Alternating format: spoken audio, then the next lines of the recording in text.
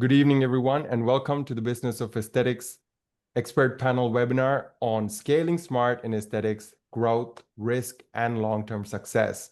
I'm your host, Don Adisha, and I'm thrilled to be spending time with you at this hour. So, Business of Aesthetics exists to help you build an aesthetic practice that is both clinically excellent and financially strong, right? And with systems that support you long term. Tonight, we're talking about what happens after you get busy, how you grow without losing quality, safety, or yourself in the process.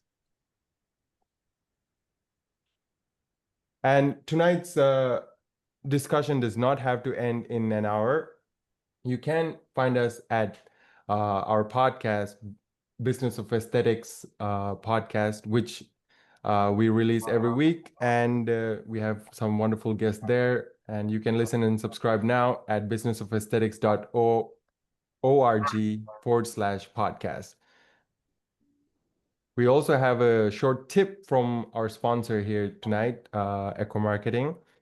So something every practice owner really needs to start thinking about, the way patients find you online. It's changing fast and rapidly. For years, ranking on Google or running ads almost guaranteed visibility. But today, AI-driven tools like ChatGPT, Google AI Overviews, voice assistants are giving patients instant answers often before they even visit a website. And that means the old model of just ranking on Google is no longer just enough. So the real question is, how do you make sure your practice is still the one that patients trust and choose?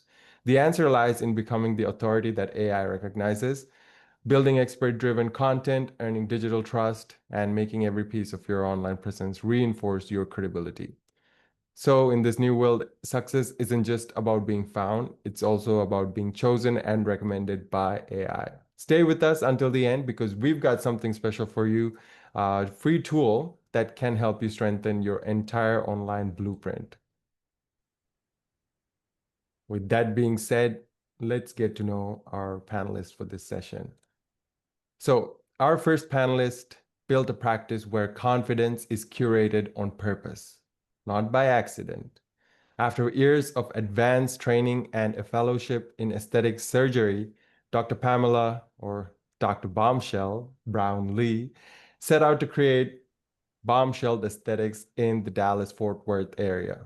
Blending surgical precision with a strong personal brand, today she's leading a practice that's known for natural yet striking results and patient experience that feels both luxurious as well as safe. She's here to show us how you can grow a high-demand surgical brand without losing yourself or your standards. Dr. Brown-Lee, thank you very much for being with us this evening. Thank you for having me. Wonderful. And then our next expert knows what it feels to stand at a crossroad between hospital medicine and a growing passion for aesthetics. Dr. Tarina Desai left a stable hospital career to build Art Avimed Spa in Houston, where she'd become known for her natural, refined injectable and laser results. She has poured time and money into advanced training so her patients never feel like a template case.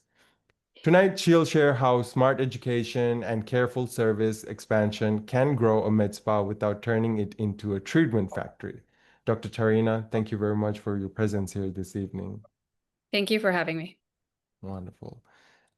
And then our third panelist brought her critical care mindset into the world of beauty. After years in internal medicine, urgent care, and trauma, Kristen Jeme opened Fuse Med Spa and Wellness in Connecticut and quickly grew it from a solo operation into a team of injectors and estheticians.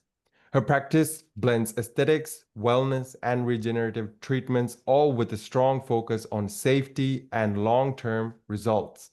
Tonight, she'll help us think about growth, not just in terms of revenue, but in terms of protocols, team culture, and patient trust. Thanks for Kristen, having me. absolutely. Thank you for being here with us. Now, before we dive into the questions, here's the big picture for you all tonight. First, we'll look at what it really means to scale smart in aesthetics, not just adding more rooms or devices, but using your brand, your systems, and your team so growth feels steady instead of chaotic. Second, we'll talk about the risks that often get ignored: compliance, supervision, hidden costs, and the emotional load that can lead to a burnout if you are always in the go mode. Thirdly, we'll walk through how to know if you're truly ready for expansion financially, legally, as well as culturally. So by the end of this hour, you should have a clearer sense of what it means to lean into and what to protect and what to say not yet to. So with that being said, we shall get into the first questions. I'm going to stop sharing my screen here. So the first question I have is for Dr. Brownlee. As someone who's built a strong personal brand and successful practice, how do you determine when it's time to expand, whether that means adding new services or locations or providers without compromising quality of patient experience? To me, the decision to expand really comes down to two things. You need consistent demand and an infrastructure that can support it. Before adding any new service, provider, location, I look at patterns. Are our schedules staying full? Are our wait times getting longer? Are people leaving our consult list because their wait times are too long? Are patients calling in asking about a new thing and it's multiple patients? Is staying consistent, or is it trendy and it kind of phases out after just a couple of weeks? Until you see sustained demand, you really can't have the conversation about expansion. The other, which I'm sure these other ladies will agree with me, is infrastructure. You can only scale what you can support. If your team can't handle a small scale, you are going to absolutely get crushed when you grow. You can hire the best injector in the world, and if your front desk girl is already struggling answering all the calls, returning calls, doesn't know how to answer the questions, it's going to be a really frustrating experience for the patient as well as for your entire team. So you need to make sure you have the infrastructure in place. Once you have those things, it's very easy to replicate and grow. You can just copy and paste your infrastructure at other clinics. And again, if you have the demand, you can spread out your patients. But really, in order to scale, you need to have those two things.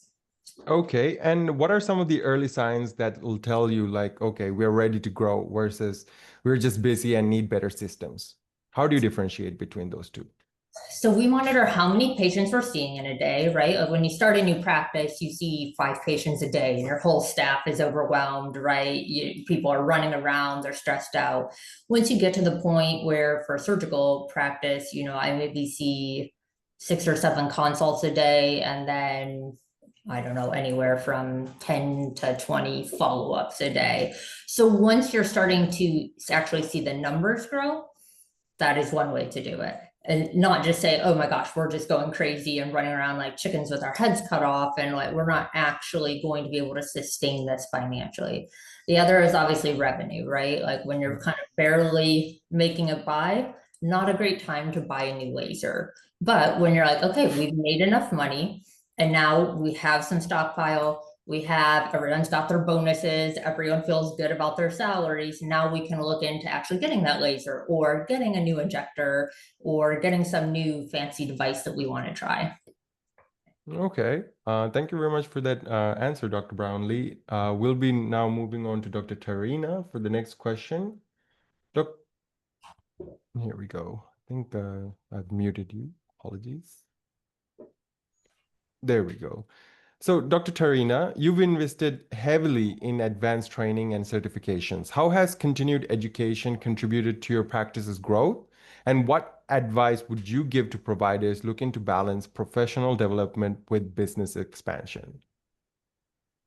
So I always say that our patients are smart. They're doing their research online, and we want to make sure that we are very well educated in our field so that we know what we're talking about and we can also educate them because there's a lot of misinformation online. And so really studying that and these trends and the new developments that happen always it happens so quickly in our industry. So staying on top of that. And I think just being in the medical field, we're just used to just studying and learning constantly. So it's sort of fun for us. We want to know what are the new developments, what are the new trainings.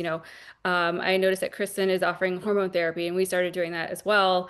That's something that's being more widespread, and just if the patients know that you are in the know and that you're taking the time and effort to study this and it's a real passion, Mhm. they can see that and it comes through, and then they will stay with you and do more because they want to go to somebody that knows what they're talking about and knows what they're doing. um and then you asked me, did you ask me some other questions? Yeah, I think you were just answering it properly because the question was about how are you combining professional development with business expansion. What I'm understanding is both of those things go hand in hand together, but how are you going to balance it? Right. So initially when I opened, I wasn't as busy, and I also didn't know as much, as I do now. So I was spending more time going to courses and conferences, and every time I went, I was picking up lots of new things.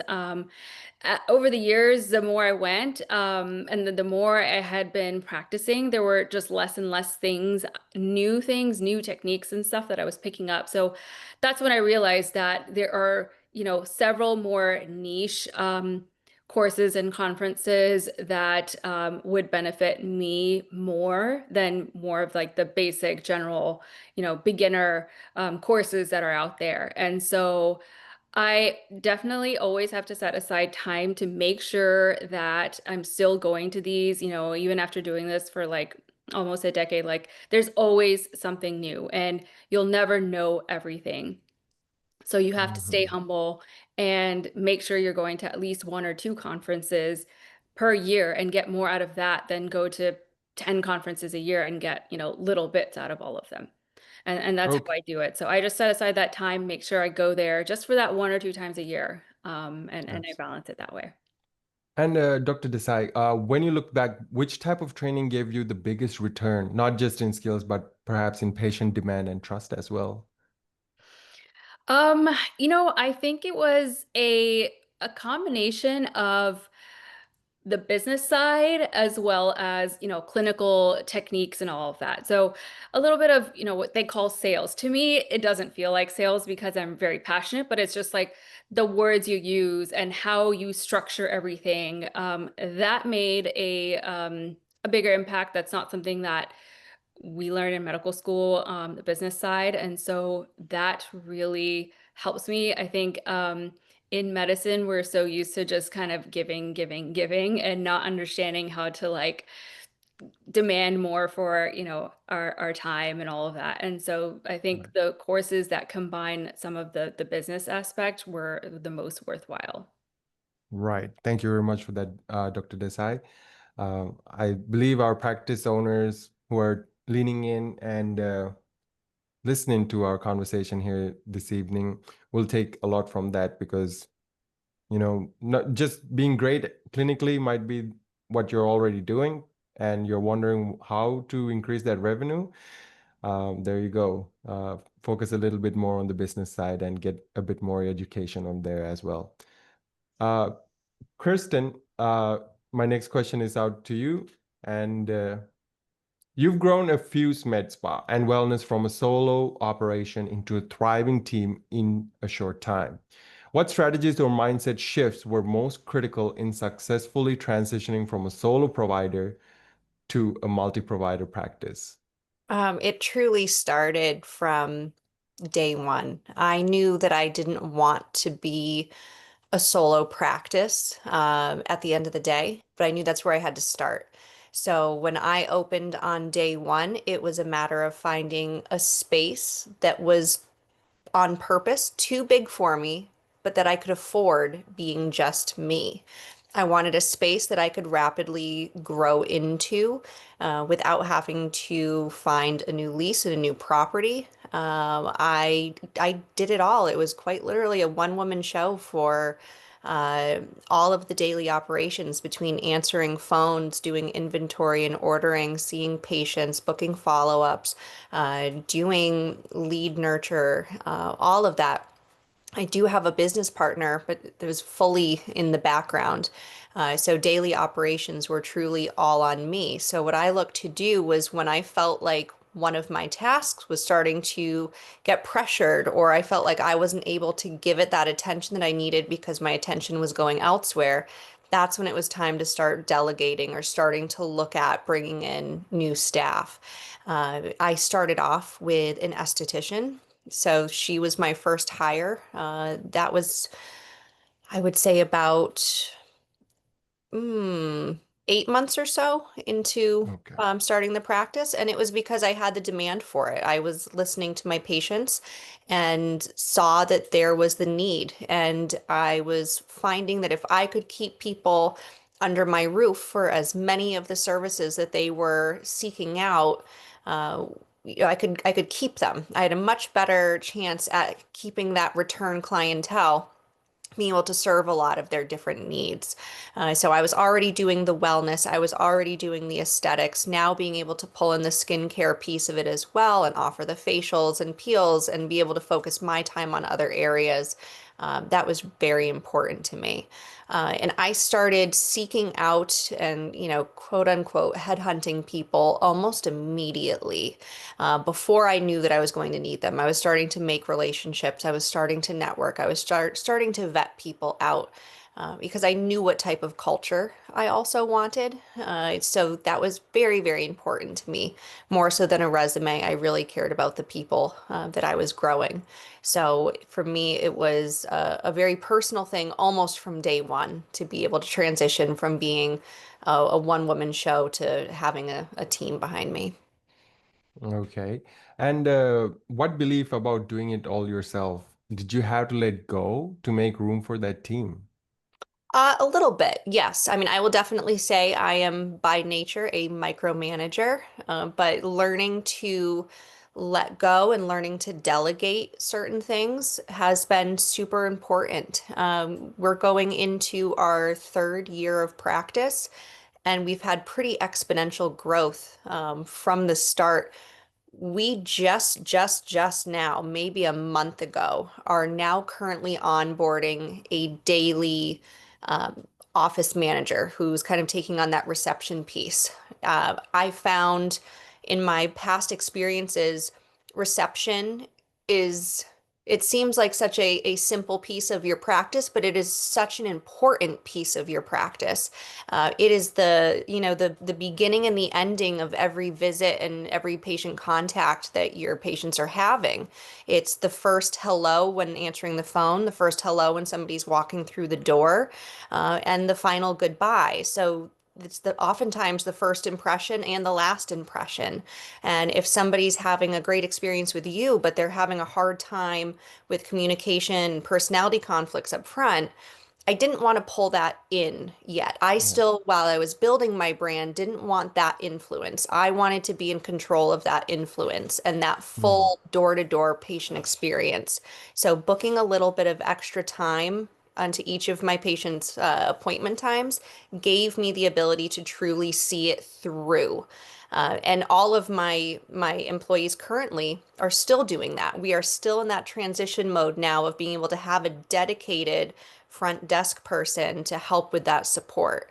But every single one of us was responsible for that whole patient experience. So we Oh, all wow. kind of shared that load together. And I think it made us all better providers as well. We got to see a lot more of that follow through within the patient experience. Okay. Thank you. Thank you very much for that, Kristen. And what I'm understanding now is like, as Dr. Brownlee mentioned very early on, if you have the demand, and as Dr. Desai mentioned, you have the education and capacity to back it up. Kristen, as you are now sharing with us openly over here, your practice will grow. And Absolutely. absolutely. And, you know, if you care about the culture, which we'll get into a little bit, it'll grow in a way that you are satisfied with it. Thank you very much, Kristen. And Dr. Brownlee, let's get back to you. So you've developed a unique aesthetic identity and operational structure through bombshelled aesthetics. What systems or frameworks have been most critical in allowing you to scale your practice effectively while maintaining your artistic vision? Ooh, I built my practice with a playbook from day one. So nothing in my practice is random. Nothing is left open for interpretation. Nothing is left to chance. There is a very specific bombshelled way to do things, which I have trained my staff from the very beginning. It is written out. Everything from the phone scripts to how we answer pretty much every conversation you can imagine, to how we walk people around the building to get to a room or to go back up front when they're checking out, to the words we use when we're checking out people, to the words we use when we're talking about consults or we're doing a pre-op or we're doing a post-op. Every single thing has been thought out and planned. And now that that part is done, I'm able to scale, right? I do not have to train each new person. All of my girls know exactly the bombshell way of doing things. So when we bring someone new on, it's already there. It's already written. They just have to learn the playbook. So I no longer am the center person who everything kind of depends on my time and when I can fit it in. And because of that, since I've done that, I'll say I've been able to scale much more rapidly than when it's dependent on fitting into my schedule. Okay. Um, talk to us about how that playbook came into playing. I mean, where did that come from?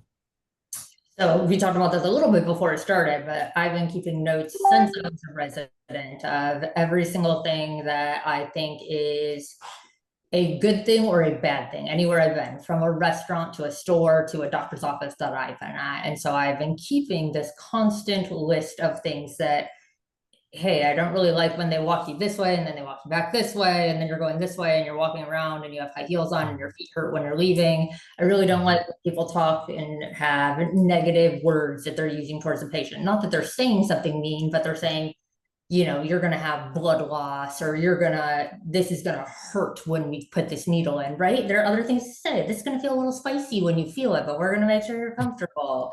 You know, of course, surgery, there's always a little bit of, and you know, we always have incisions to that, but we're going to take care of your scars. And so I've been keeping this list. And then when I decided, hey, I'm going to go on my own, I'm going to make this practice, I basically wrote it all down into a book, play by play. And then that was the hard part. Now I'm at the part where now I just have to copy, paste, and email that list to people. Okay, I mean, absolutely. When you were talking about it itself, something in me went back to an experience with an injection or something, and I also felt a bit scared when you said, okay, it's going to hurt a little bit, right? But then when you reframed it right there as, oh, it's going to be a little spicy, I mean, I was like, oh, okay, that's cool. I mean, I remember I was a medical student and I have a diabetic patient in a primary care office, and I had to do this thing where you poke the bottom of their foot to check their sensitivity. And so I remember this one vividly. I was like, I'm going to poke your foot now. And this woman lost it on me. I mean, just shamed me. You're going to what my foot? I have diabetes. I'm going to get a wound and die because you poked my foot. And I was mortified, right? I'm just like, it's literally like a little bendy straw. And so that's where I wrote that note down. I said, do not think about what you're saying. To this woman, I was about to stab her foot with something and give her an ulcer on her foot that she's gonna have to get her leg amputated. I meant I had a little bendy straw I was gonna tickle her foot with to see if she could feel it. So that's where that one came from. But again, it's all about those experiences that you have. I really like that. I really like that. Thank you very much, Dr. Brownlee. Just reframing things can change the scenario so much. It's amazing. Dr. Desai, my next question is over to you.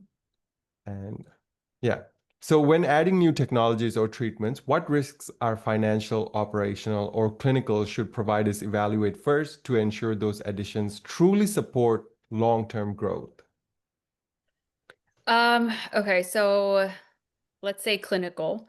Um, I would look to see what are the what kind of results can you get, but what are the safety aspects of that? Because for me, safety is the most important when it comes to treating the patients. We're doing elective procedures. We're not treating dying, sick patients, so they don't need these. They're electing to have these done. And so you want to make sure they're leaving healthier or more beautiful than they came in. So I look to see that, I speak with other physicians or other owners that may have the same devices or, new procedures, and understand what kinds of issues or problems clinically they may be running into. Operational would probably be next. Who would be operating it, and how long will it take, for them to do the procedure? Do we need any support staff? Those kinds of things, to make sure that we have like rooms available, we have providers available, we have support staff available, for this new device.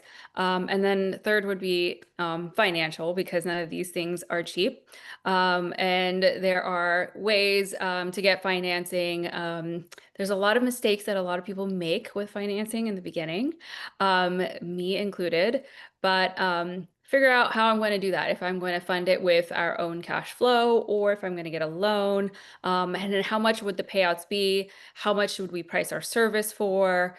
How much would we make per hour with this new device? And then just see if it makes sense.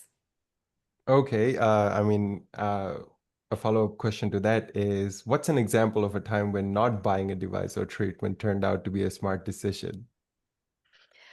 Um, okay, so every time something new comes out, I will wait a little bit, because there's usually other practices that are that jump on it first, or get offered to offer it first. So one of them was, oh my gosh, I can't even remember the name. I think it's the injectable for cellulite.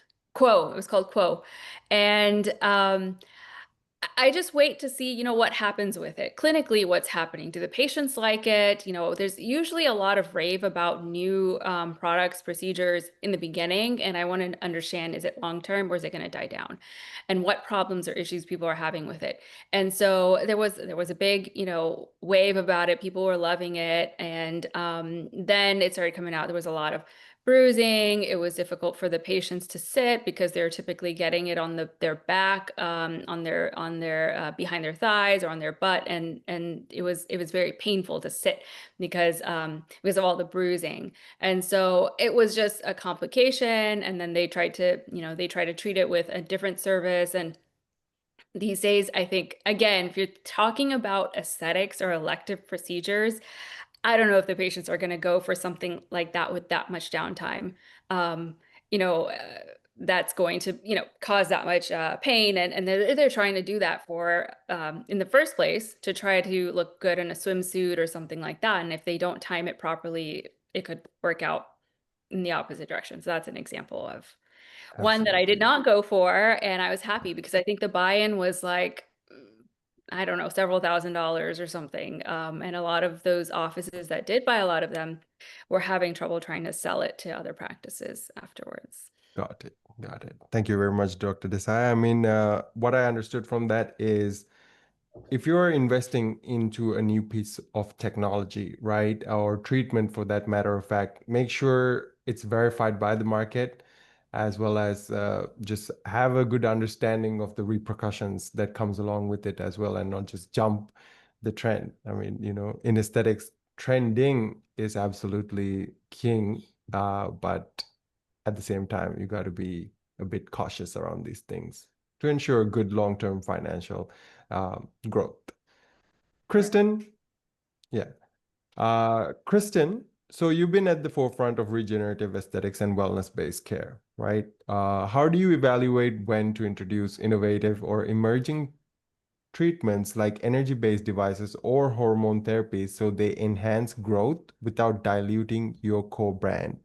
Sure. So I built Fuse really around those things. So they've been a part of my brand since day one.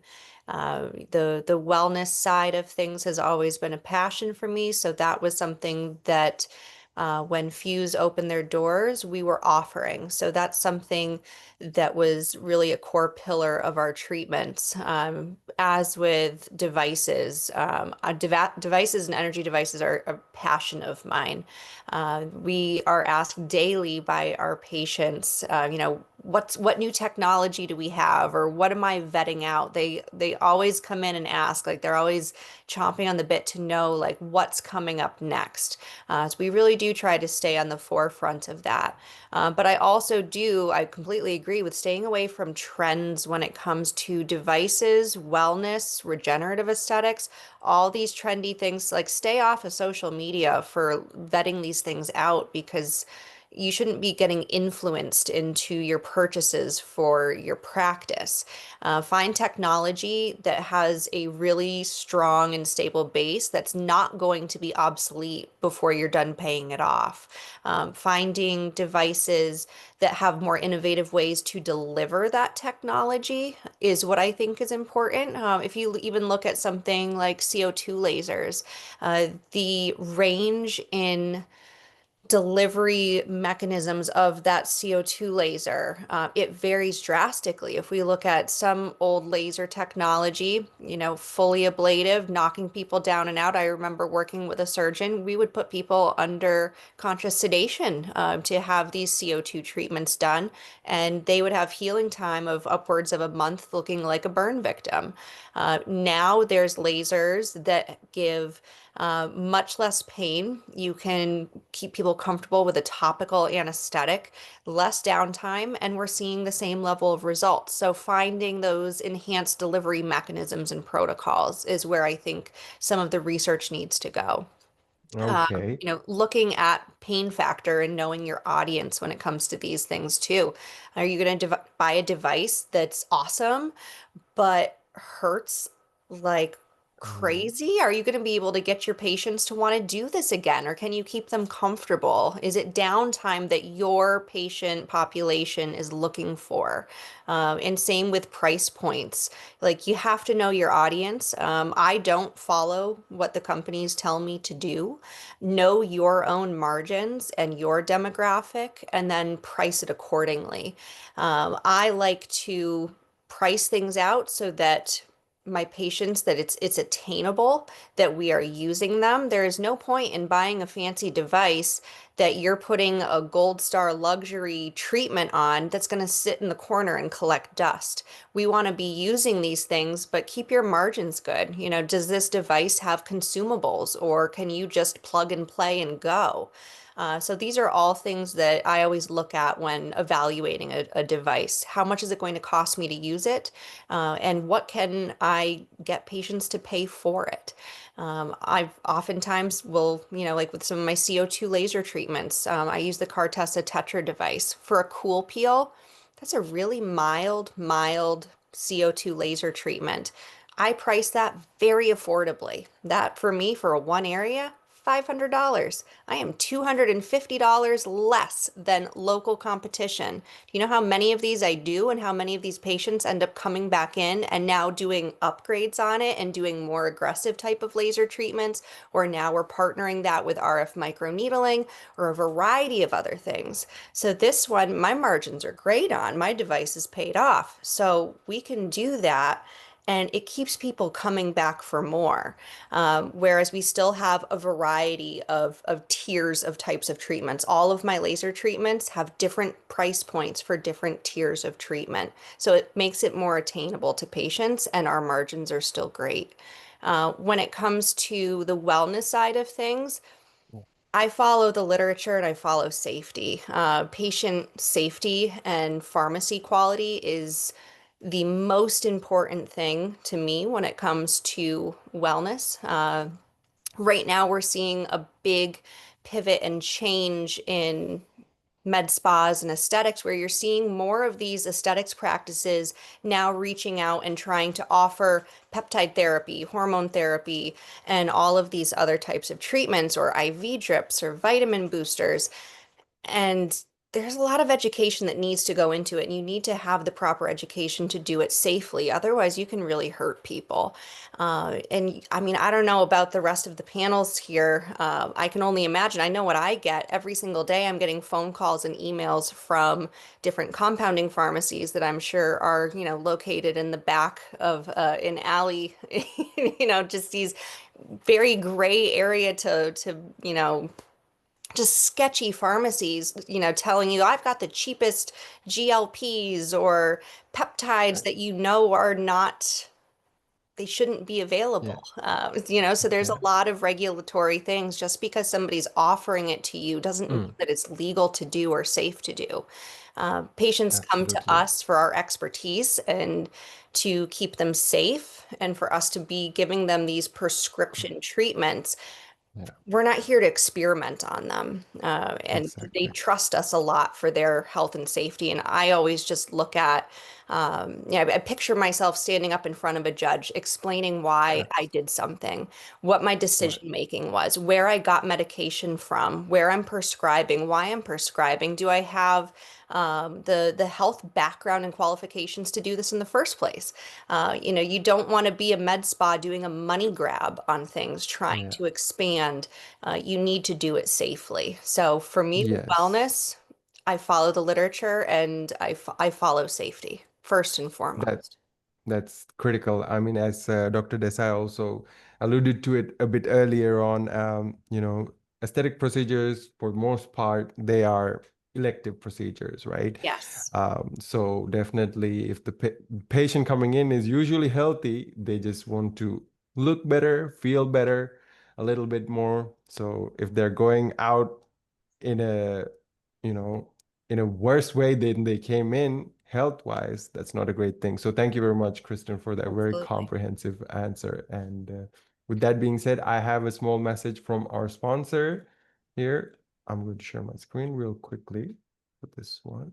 So I've got a gift from our sponsor, Equa Marketing, for everyone here tonight, a complimentary one-on-one marketing strategy meeting.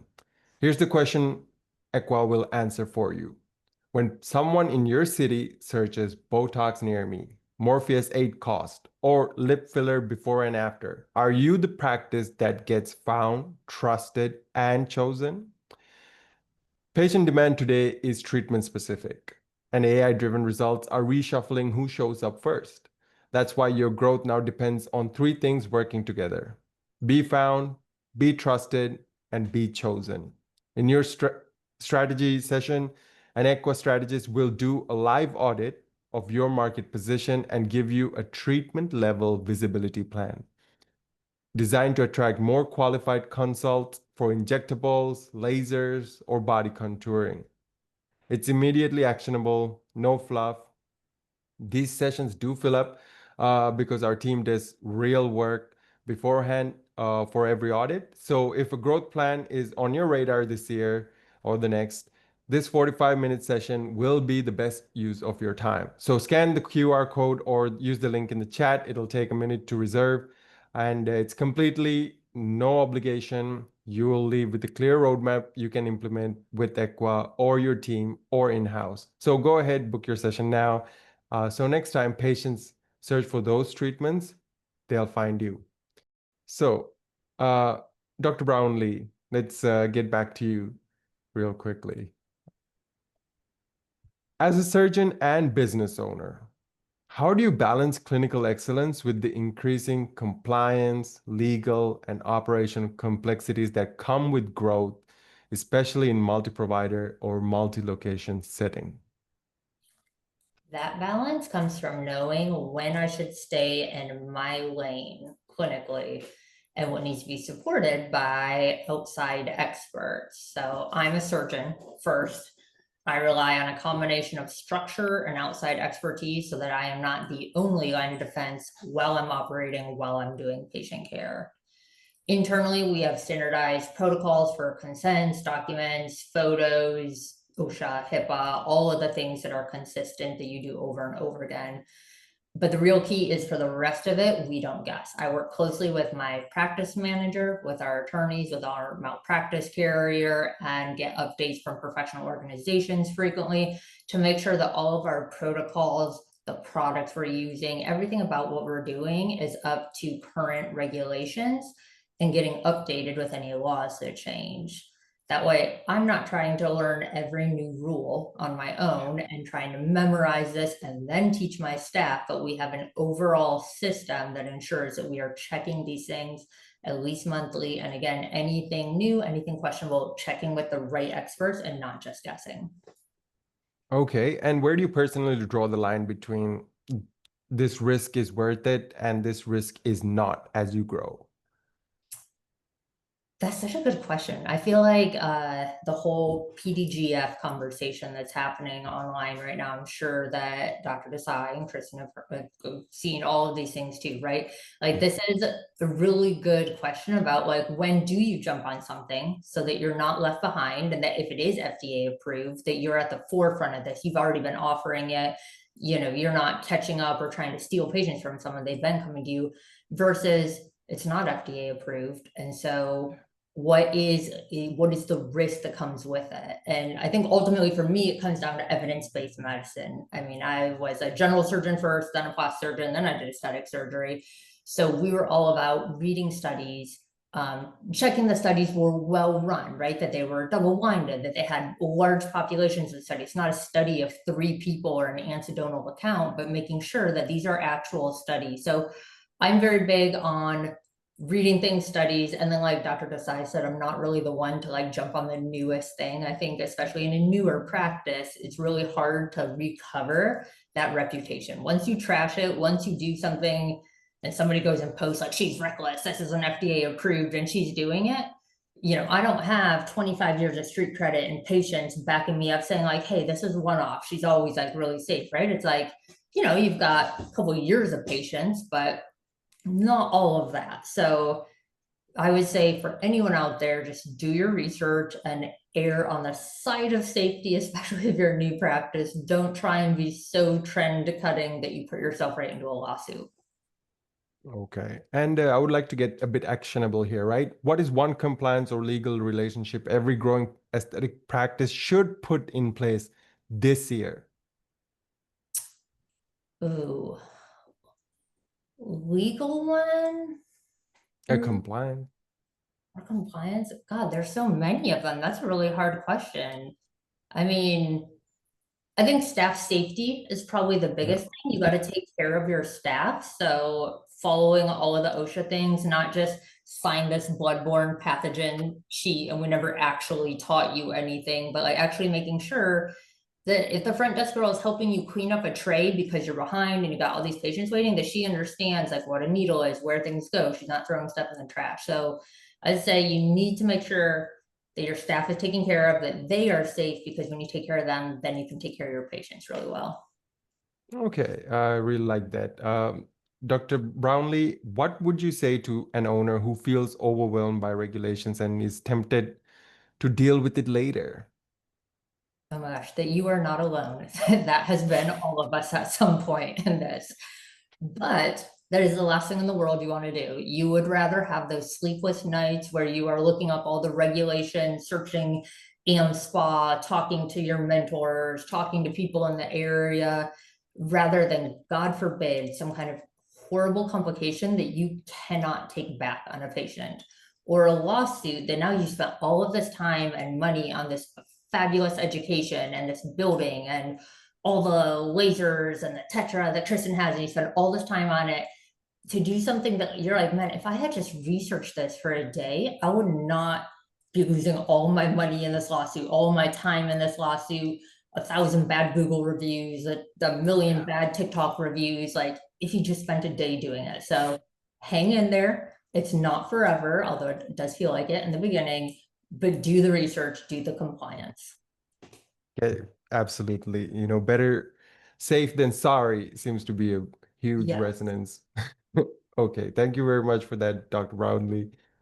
Kristen, from your perspective as both a clinician and business owner, what financial or operational benchmarks should providers hit before they consider expanding locations or advancing into advanced technologies?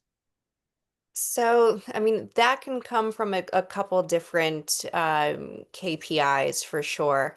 Um, Knowing where your business is sitting financially from the start is wildly important. Knowing your margins, knowing your cost to company. I can't even begin to tell you how many practices and owner injectors that I've met that don't know how much their procedures cost. How can you know what to charge if you don't know what your cost is? How can you run any of your books and your numbers and know when you're actually profitable?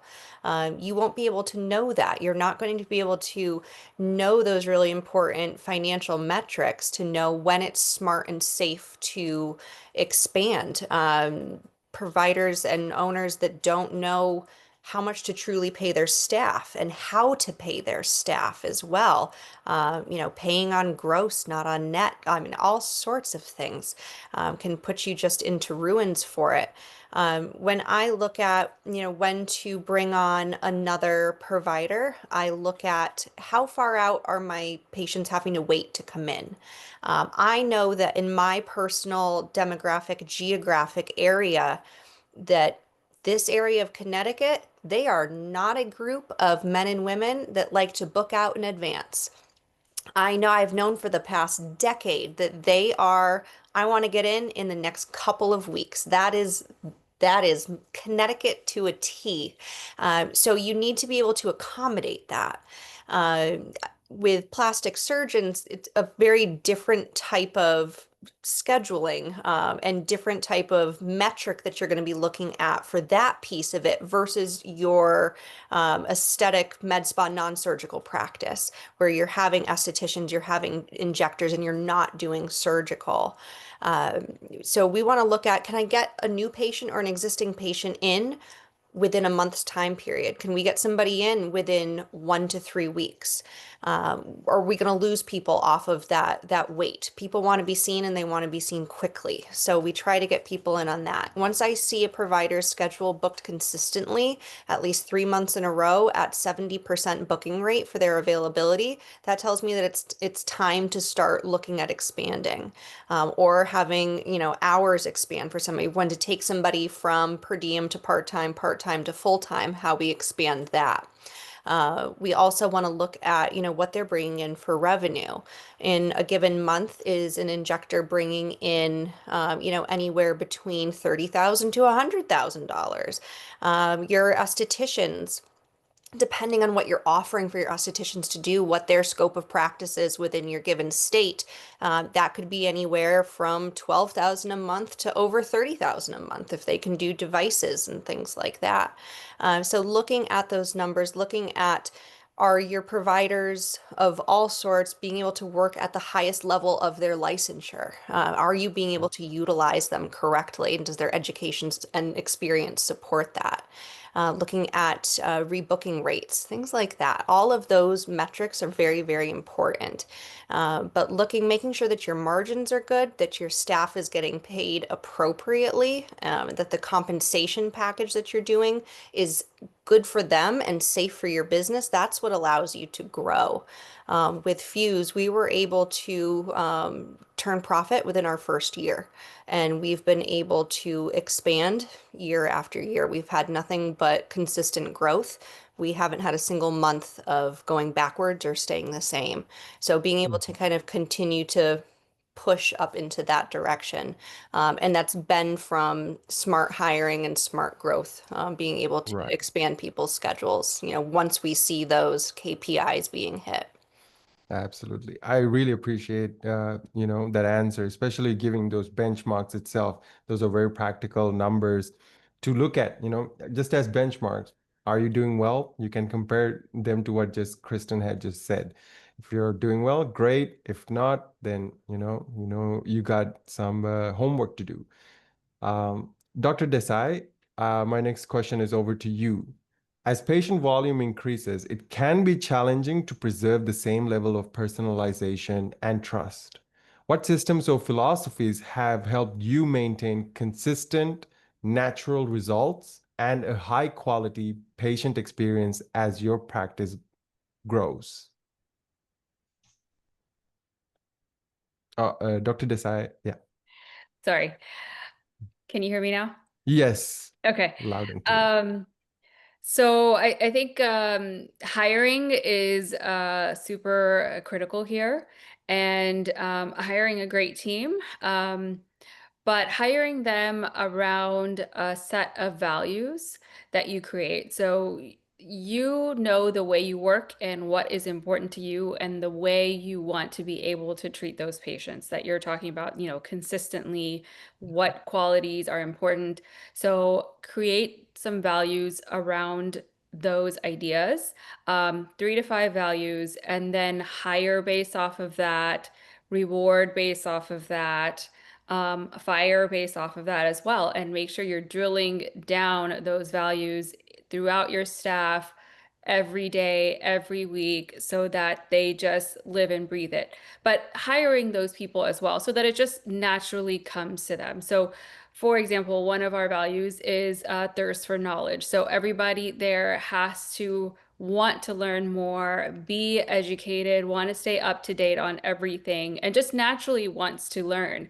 And that's not something I can teach somebody. It's not a skill I can teach somebody. It's something that they just have. And so, those are the types of people that we hire, or when we interview, we look for that kind of a person. Another is communication. So we need strong communication, communicating with the patients, over communicating, making sure they understand what we're doing. But a lot of communicating is also listening to the patients, but also communicating within the staff, So if you need help, or if you have an issue, that, something else with, another staff member, is bothering you, approach them and communicate that to them. Because if you communicate that with everybody else except that person, that becomes gossip, and that can spread, and the patients can pick up on something like that. Another one that is very important for us is patient safety and patient comfort. And so again, like, I can't answer. We have a playbook. We have a lot of playbooks and processes and everything, but there can't be one for every single thing. If the staff ever feels stuck or lost and they don't know the answer, they just have to think about the values and make a decision based off of that. Are you doing something that is going to uphold patient comfort or safety? Then you have your answer. And so you will never be in the wrong when you go through those things. And that's how we maintain that, consistent quality without me having to be there. But besides that, we also have these playbooks and processes. We have it written out, we have a video, and we have checklists for every little thing that we do in the office, so that it makes it easier to train, just like Dr. Brownlee has in her office. I find it extremely helpful because you cannot clone yourself. So you write it down so that anybody that can read or see should be able to follow it. Absolutely. And can you share one simple step in your consult or follow-up process that keeps patients feeling seen, even when your schedule is full? Yes. So one thing that is really important to me is that the patients are seen on time. So we set out enough time for the patients. We schedule in a grace period for them. We're very time oriented. So if the patient is not there 5 minutes past, the front desk will call, and that patient will have 5 more minutes to come in, or we have to reschedule them, because each patient needs their full attention and time from me. And besides that, I walk the patients out. We will write in the charts, little notes and things like, this patient has a 5-year-old and 8-year-old kid, and the kids go to this school, and we write little details into each note. Make sure that that's, again, the communication part. Documentation is part of the communication. And so we communicate those things. We have to be very honest and ethical. If there's something that we don't offer in our clinic but would be good for them, we will refer them and say that, like, surgery is better, or this and that kind of laser is better. We don't have it here, but I can help you find a place. And then we walk the patient out to the front to check out. We talk to the front desk about, which treatments or services they would like to book there for their next appointment. All of our new Botox patients get a 2-week phone or text follow-up automatically from us, manually from the front desk. Yeah. I just envision that all of our patients are nice and kind, Yeah. and if they have an issue, they're going to quietly go somewhere else and not tell us. And so Yeah. we want them to tell us, and I will tell them specifically, all you have to do is just be honest. Just tell us, we're going to ask you how it came out. We want you to be completely honest if it's not perfect. And Right. so that's part of our communication.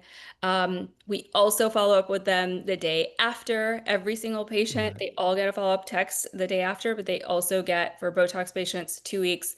Filler patients, they get 4 weeks. Right. Our providers each have their own business cards, their own emails. It was just a lot of communicating that. Yes. Sorry, I could go on and on, No, but no, absolutely. I mean, I really appreciate the passion there, as well as, you mentioned seen on time. That's the one key takeaway I understood from that. You always ensure that your patients are seen on time and do the necessary things that allows that to be a very SOP oriented action. So thank you, Dr. Desai. Now my next question is over to you, Dr. Brownlee, and I think we are approaching the top of the hour, but let's get this one in. So, Dr. Brownlee, for practitioners considering franchising, partnerships, or licensing opportunities, what key factors should they evaluate to ensure alignment, not only financially, but also culturally, ethically, for long-term success? I think the biggest mistake people make is only looking at the numbers. The numbers matter, but they don't protect your culture, your ethics, or your reputation that you've spent all this time building. For me, if I was going into a partnership, things I look at would be whether they value the patient experience like I do. I have a very specific patient experience in mind. It's going to be the best thing that they have ever encountered. They are going to feel so safe, so seen, so comforted, so well taken care of. If someone is more focused on volume or major non-natural looking outcomes, that's a red flag for me. I also think it's important to look at decision-making style. So do they handle complications like you? Are they sweeping it under the rug versus me? I'm like Dr. Desai, everyone gets like a day one text, like week one. I mean, my patients are constantly like, we're trying to over communicate with them. But if someone's like, no, I'm going to be your partner, but now I'm managing your time and you're wasting time doing that, again, that would not be a good partnership to be in, because if you have mismatched values, it's going to be constant frustration, constant struggle.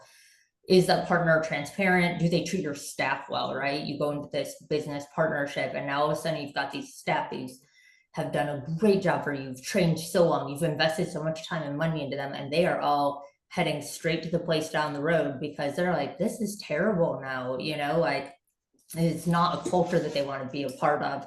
Those things all matter just as much as that financial agreement, because you're essentially tying your reputation to theirs. The second thing is the aesthetic philosophy. Again, I have a very specific looking brand. I hand painted half of the walls in here because in my head, nobody could do it as Yeah. well as me after watching one TikTok video, right? So again, it is a very specific aesthetic that I have, and everybody knows that.